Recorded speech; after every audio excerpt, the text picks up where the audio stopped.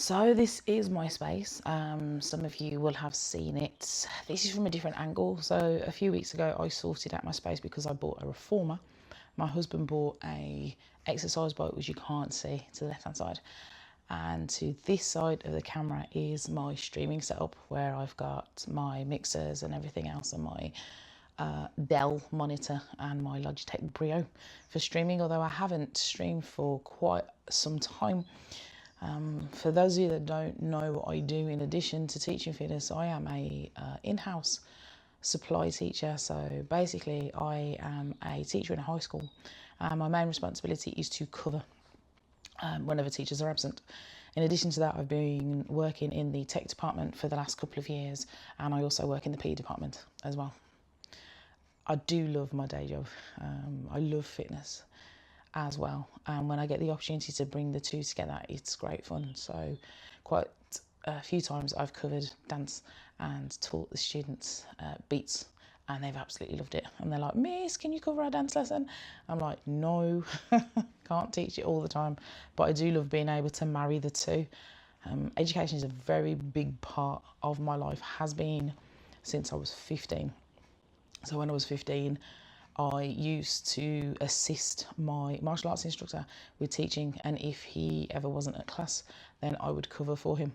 Now, in hindsight, at the age of 15, with no insurance, that probably wasn't the best thing to do. That was a very long time ago, but that was like my first foray into teaching physical activity, and I really enjoyed it. Moving on into my 20s, I became a professional salsa dancer. Again, some of you may or may not know this. And whenever I want to learn something new, if I really enjoy it, I become really obsessed. And I became absolutely obsessed with salsa, and was like that for a good 16 years, it must have been. Absolutely loved it. Then when I had the kids, it was a lot more difficult. So I used to travel, I used to teach, I used to perform, I used to DJ. And then my husband did that with me as well. So we used to travel everywhere together, and it was amazing. That's a story for another time.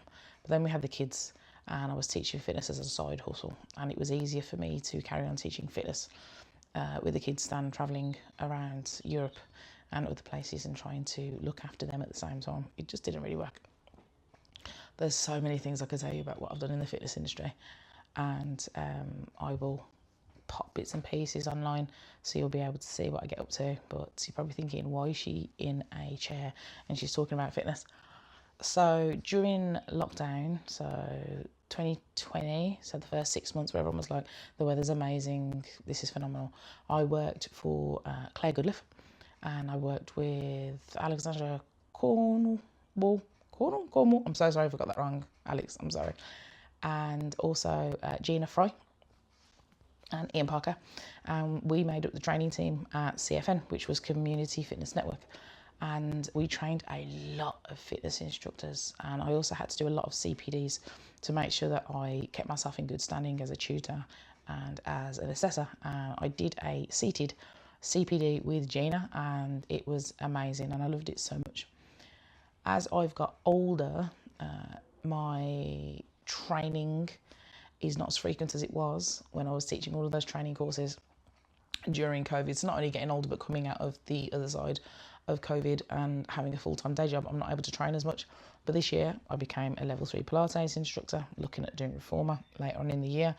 And I decided to sign up to do my level 2 chair qualification. And the reason why I did this is because I already have my level 3 active older adults, my exercise referral, my disabled clients, and my level 4 obesity and diabetes. And I want to be able to look long term at what offering I can give. So I would love to be able to go and work in maybe community centres that have groups that would benefit from assisted, modified exercise, seated. And also my mum has to use a wheelchair a lot of the time, and I want to be able to help her strengthen and have mobility as well. So I thought it just makes sense to do my level 2. So I signed up to do my level 2 chair with Choreography to Go with Rachel Holmes, and today I've been having a look at Rachel's CT program, which is Sit Fitness. So I've been looking at the training videos around that, and I just love learning. I'm obsessed. Remember I talked about my obsessive nature. I'm obsessed with learning, so much so that I have friends, looking at you, Lisa Hillier, that ban me from doing qualifications to basically give myself a mental break, because I have to do training at work as well. In addition to being a teacher, I also run the Duke of Edinburgh scheme at my school, so I'm very, very busy. You may or may not have seen, I went to Buckingham Palace a few weeks ago. I was invited to go.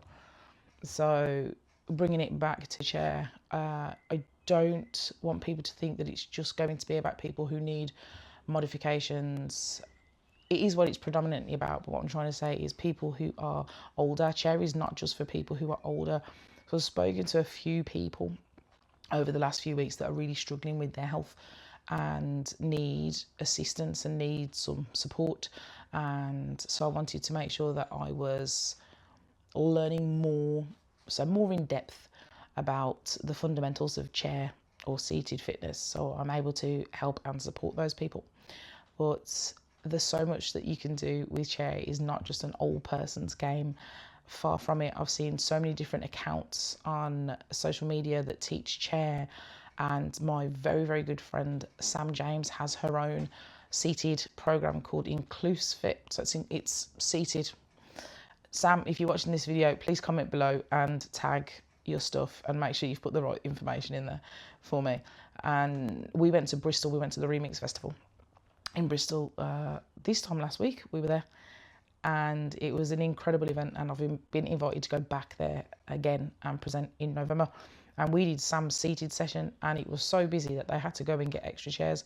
And when I tell you, my shoulders, goodness gracious me, constant movement. Now, I have issues with my shoulders anyway. I have a rotator cuff injury, and the session made me feel as if I worked, but without injuring myself. And Sam is a consummate fitness professional. She's got just as many qualifications as I have, and she taught the session extremely well, and people loved it. But what you won't know about Sam, unless you know her, is that Sam has cerebral palsy, and she is a massive advocate for instructors who are disabled being able to go and work in the space. But she also teaches abled and disabled bodied clients, so which I just think is phenomenal. She's a great source of inspiration, and I just wanted to come on and really talk about why I did this, give you a little bit of background about what it is that I do. And going forward, you're going to see a lot more seated content from me. So I am set up like this now because I'm going to film some bits and pieces of content which I need to be doing regularly anyway for my qualification, but also just so you can see what the variety is when it comes to seated fitness, and that it definitely is not just for older people who struggle to move. So watch this space. I hope you enjoyed this yap, Rachel calls them. It's this big thing in America at the moment, these yapping videos.